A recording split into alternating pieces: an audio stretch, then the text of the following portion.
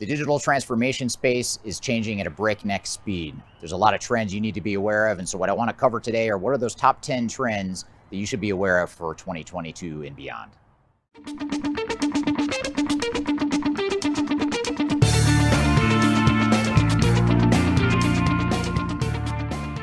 My name is Eric Kimberling. I'm the CEO of Third Stage Consulting. We're an independent consulting firm that helps clients throughout the world with their digital transformation journeys. And the 2020s has been a wild ride so far. We've seen pandemics, we've seen supply chain shortages, we've seen a lot of different things happening in the world. And the rate of change within the technology and digital transformation space has only accelerated. It's changing faster than ever, and there's a lot of key trends that you need to be aware of. So what I want to talk about today is a top 10 list of the top 10 countdown of the top 10 trends you should be aware of as we go into 2022 and beyond. And more importantly, stay tuned to the end of the video because I want to talk about what these trends mean to you and how it might affect your digital transformation.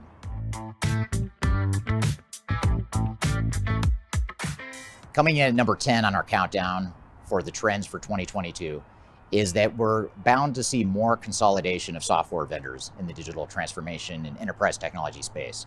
And there's two reasons for this. First of all, is that the M&A activity across the world is very hot right now. There's a lot of merger and acquisition and consolidation activity happening, a lot of private equity jumping into the market to try and buy up and consolidate different companies.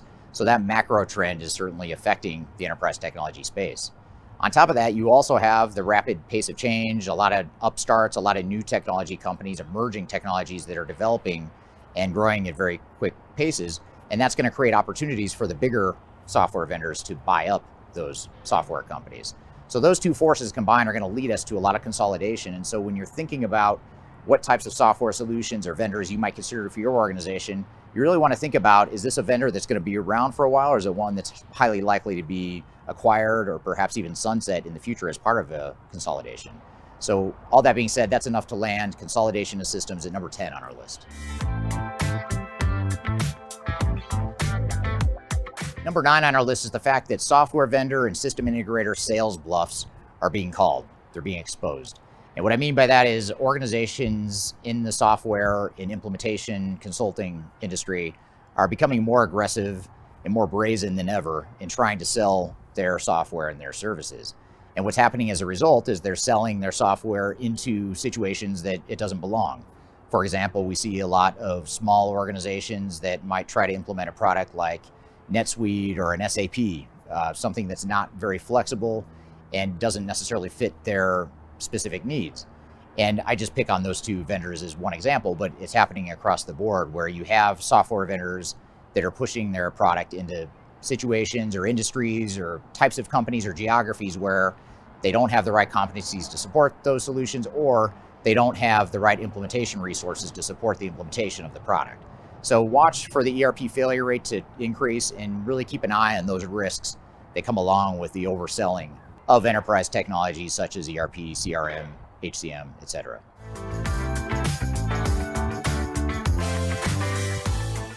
One of our predictions for 2021 was that human capital management was going to make a big comeback, and that certainly has been the case.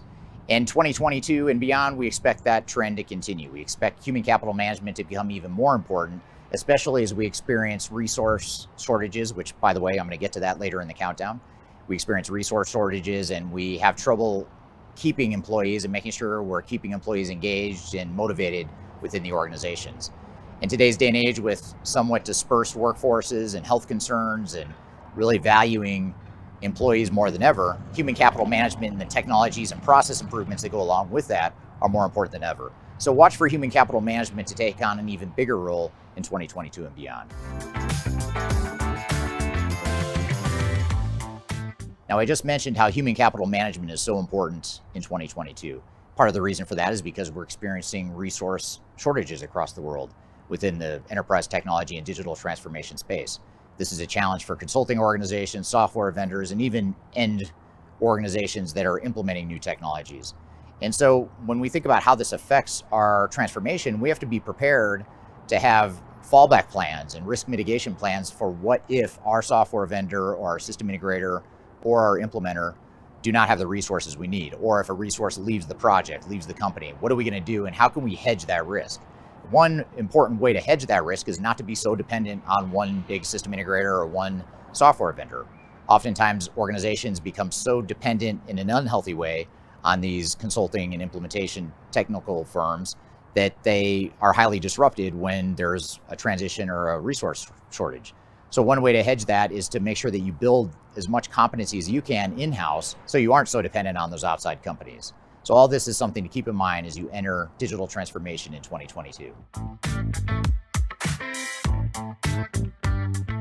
Number 6 on our list is the fact that cloud technologies are going to become exposed in 2022. In fact, they're already becoming exposed. What I mean by that is that cloud software, in many cases, has not been ready for full adoption by organizations throughout the world, yet software vendors are pushing very aggressively to get their customers to adopt to the cloud.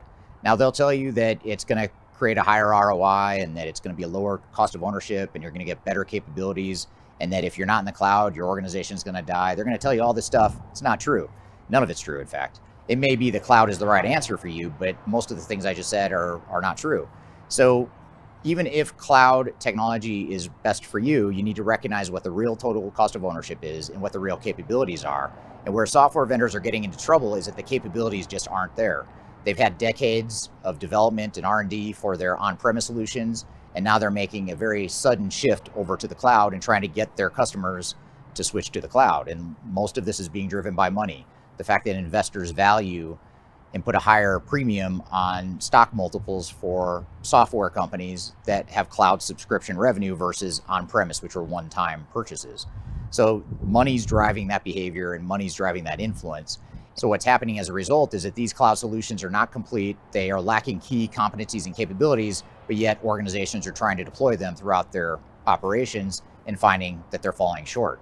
So this is really exposing some of the limitations of cloud, and I'm not necessarily questioning the cloud model per se. I think that is where the industry is going, but the cloud technologies just aren't mature in the same way that we've seen enterprise technologies in the past. So all of this is something you should keep in mind as you plan your digital strategy for 2022 and beyond. Number 5 on our list is the fact that big ERP systems and the limitations of big ERP systems are going to become exposed. And part of this is because the pace of change has really accelerated over the last couple of years. Organizations are being forced to change quickly. They value flexibility. They're trying to deal with supply chain shortages, labor shortages, and other issues that are affecting their business. So it's extremely important to recognize that big ERP systems don't always provide the right answer in those situations. Sometimes best of breed solutions are more appropriate. It might be better to quickly deploy a spot point solution that focuses on one part of your business versus trying to implement a massive ERP system. It could be that custom applications could be the right answer for your organization. I know that's a terrible word to say in the ERP software space because everyone wants to push the commercial off-the-shelf software that they're selling, but the reality is there's an opportunity to provide custom solutions for organizations, especially if you have off-the-shelf technology across the organization and you're trying to fill gaps within certain parts of those technologies.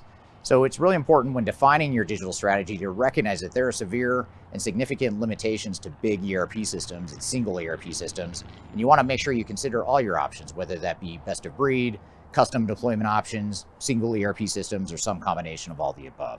So all of this is why this is number 5 on our top 10 list. One of the really cool trends that's happening in the space right now, which also has a downside risk, is the fact that these are projects and transformations that are more about strategy and change than they are about technology. So in other words, the transformations organizations are going through are more of a cultural and a people and an operational transformation and less of a technology transformation. Yes, there are great new technologies out there that are fueling and enabling those cultural and strategic and operational changes, but ultimately it's the fact that the organizations are going through these massive organizational, cultural, and operational changes as a result of their transformation. Now, that's all good stuff. It's really what I would call future-proofing organizations for the future. Even though I don't like that buzzword, it is something that applies here. And as we think about what our future state is going to look like and where we're headed as an organization and how we're going to survive and thrive in the future, we need to be thinking about how we're going to transform our culture, our organization, our strategy, our operations, and all that good stuff. So watch for that focus on the non-technical aspects of transformation to become more important in 2022.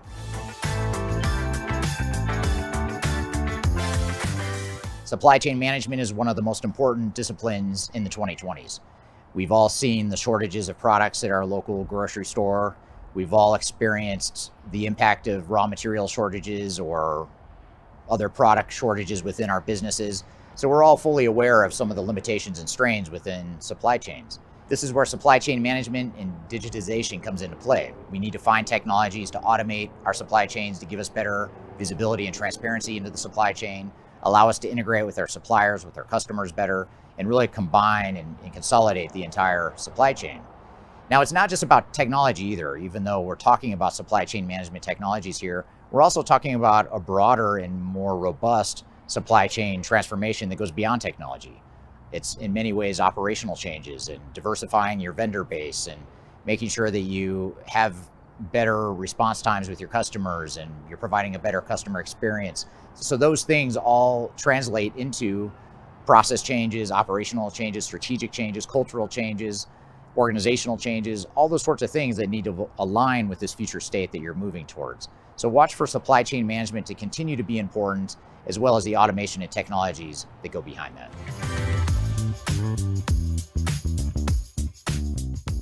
Industry 4.0 is becoming more and more important over time, particularly as organizations try to pull together all these different siloed technologies that they've deployed over the years. And now you add to the fact that more manufacturing organizations and production facilities are moving towards robotics and more shop floor automation. They're gathering more big data. They have more sensors on the shop floors and other parts of their manufacturing facilities. So it's allowing them to consolidate a bunch of data, a bunch of processes, and a bunch of systems, but they're very often still siloed in different parts of the organization. So Industry 4.0 focuses on tying together the entire process from your customer all the way back to your raw material suppliers and everything in between, so that you can use sensors and Internet of Things and big data, machine learning, artificial intelligence, and some of those emerging technologies that are so important and so prevalent in the 2020s. So this is just a really high level summary of what Industry 4.0 is, but I encourage you to check out the video on my YouTube channel. It's called What is Industry 4.0? I spend a lot more time going into more depth into what Industry 4.0 is, but for the purposes of this countdown, it's important to know that Industry 4.0 is number 2 on our list of top 10 trends for 2022.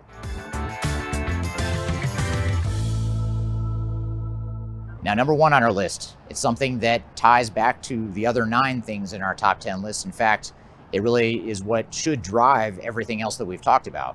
And everything else we've talked about affects this one thing, and that is customer experience. And what we mean by customer experience is really mapping the customer journey and understanding every step of the way, understanding how our processes, our technologies, and our people all affect the customer experience and what we can do to optimize that customer experience. Now, it may sound like a no-brainer, like we've always focused on our customers. That's always been why we're in business and why we're around and why we've been successful. But never before has customer experience been as important as it is now. And part of that is because customers' tastes are changing, buying patterns are changing, demand patterns are changing. There's a lot of change on the customer side. You also have external macroeconomic forces like pandemics and economic recessions and other things that are affecting the way consumers and customers buy things. So that's why it's important to recognize that you need to be more adaptable and more aware of what your customer needs are and how your business and everything behind your business supports that or not. And so you can make appropriate improvements. So customer experience is the number 1 trend to be aware of in 2022 and beyond.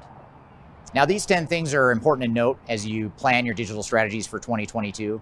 In fact, I would encourage you to think through these 10 things as you plan your digital transformation strategies, as you think about what your roadmap is for the next 2, 3, or 5 years, however long it may be, and incorporate these trends and considerations into that digital strategy. This will allow you to manage your transformation in a way that's built for the 2020s, not built for the 2010s or early 2000s or even the 90s, which is how a lot of organizations still run their transformations.